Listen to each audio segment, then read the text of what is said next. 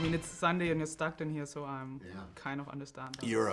How late were you up last night? Get up early on Sunday and come to work. I was at a party last night, so it's really like, I'm here. All right, good. Speaking of this wonderful movie, what was your... Tom said to me, the director Tom Tykwer said to me, after the second page, he knew this book has to be a movie.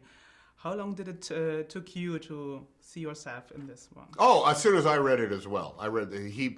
I knew Dave Eggers' novels, but I did not know this one, and I read it because Tom said this might make an interesting movie. What do you think? And I read it, and I wasn't in it for very long. And I said, oh, this would be fantastic. I see it. I mean, whether it's not fantastic or not, that this will work as a movie, and then if we do it right, it'll be something that'll become some sort of like social document that all movies do. But we had to convince Dave Eggers to let us, because no one had ever made a movie of his work before. Because he's so good that he's not a guy that will just leap at the chance in order to be paid for his novels to be turned into movies, because his novels are individual creative pieces of work that are singular, that nothing needs to be added to it.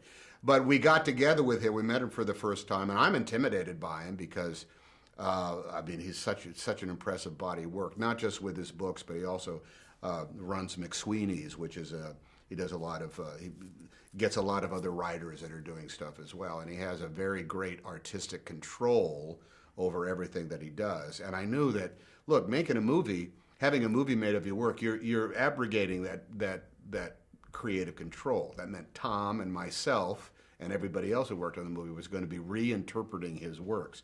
But in order to go off, I thought the reinterpreting of it was going to be a risk and a gamble, and we could certainly do it well or we could do it poorly.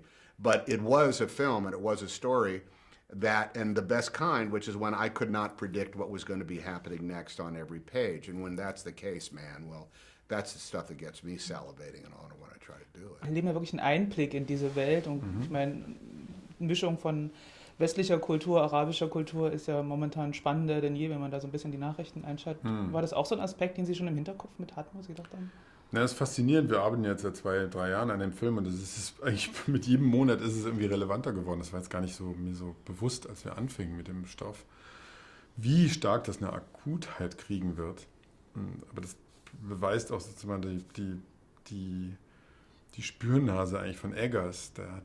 An der Geschichte ist etwas, das so sehr im Jetzt steckt und das so relevant erscheint. Einerseits eben der Verlust des westlichen Selbstbewusstseins und dieses langsame Loslassen müssen von der Maske, die wir uns so draufgestopft haben. So die Routine, in der wir auch sozusagen bestimmte Arroganz an den Tag legen, dass wir wissen, wie die Welt gestaltet werden wird und das eigentlich gar nicht mehr tun, sondern wir werden gestaltet von anderem oder von auch inzwischen Systemen, die fast unabhängig von den Menschen laufen, nämlich einer Weltökonomie, die sich online eine eigene Dynamik schon geschaffen hat. Und dann gleichzeitig sozusagen diese Entwicklung der Culture Clash jetzt ja vor unserer Haustür gelandet ist. Und der Film handelt von nichts anderem als von dem Überwinden der Barrieren, die wir so alle in uns tragen, wenn es darum geht, uns mit einer anderen Kultur auseinanderzusetzen. Und wir alle kennen den Effekt. Wir reisen irgendwo hin, wir haben 1000 Vorstellungen, wir haben Vorurteile, wir haben festgelegte Klischees im Kopf, die primär natürlich auch oft durch den reduzierten Einfluss der Medien und diesen Ausschnitt, den wir immer nur da sehen, der natürlich oft mit Konfliktherden zu tun hat. Das ist das, was uns beeinflusst. Und dann kommen wir da hin und treffen die Leute und die gesamte Erfahrung ist völlig anders, weil natürlich die Begegnung mit den Menschen vor Ort immer ein ganz anderes Bild erzeugt. Die Leute sind halt so viel weiter auf der ganzen Welt durch den Einfluss der neuen Medien. Wir sind uns so viel näher gekommen schon längst, als es unsere politischen oder religiösen Systeme und Wortführer glauben machen wollen. Alan Clay, the character you play, is someone around 50. My age, more or less, yeah. Yeah, but he's in the ruins of his private life. I mean, there's the divorce. His daughter is, well, somewhere in between, and he's all close to losing his job. How can you possibly relate to this? Well, I'm an artist, you know. I mean, if I'm only going to make movies about who I am, I'm just going to make movies about movie stars over and again. I can't do that, for crying out loud, you know. You got to play characters that go through stuff. All of us, everybody, no matter what age we are, no matter what station we are in life, wakes up at some point at 3 o'clock in the morning and wonders what the heck is going on.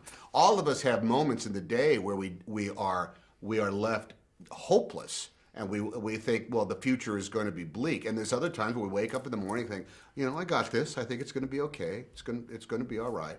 What Alan Clay is, I mean, like at the age of that he is, somewhere in the mid-50s, what he thinks he should have is success, a happy marriage, a daughter in college, and an elevated place in his career in which he earns respect. And he's got none of those things. He's got no respect. His daughter's in college, his ex-wife hates him, and he's in the middle of this place where if he doesn't succeed, he is going to lose his job.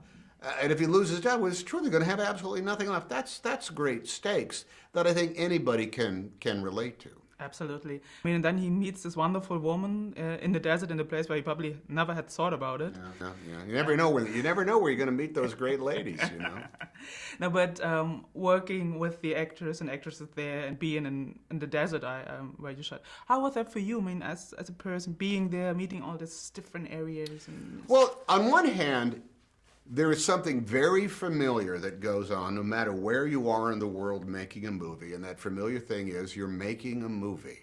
No matter what culture it is, no matter who makes up the crew, they all have this natural instinctive knowledge of how movies are made and what the process is. And even if you don't speak the same language, there's still the same tools and it's the same environment, and everybody reacts the same way.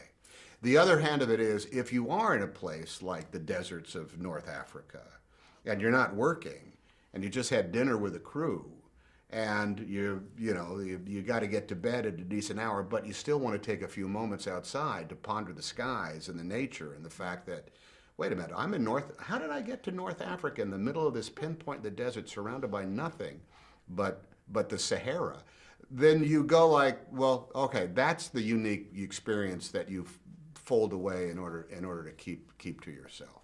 It's a lot better than, say, going to Culver City, California and shooting on stage 6 of Sony Studios. That has a different sort of life experience to it. But when you can have both the great familiarity of banding together with the folks in the circus and putting on a show, at the same time you think like, wow, I don't think a human being has ever stood here in 1,600 years, and I'm the first one to do it. So that's pretty great. Probably the first one who did a movie there as well. I believe we were the first people in this section of Morocco to make a movie, yeah.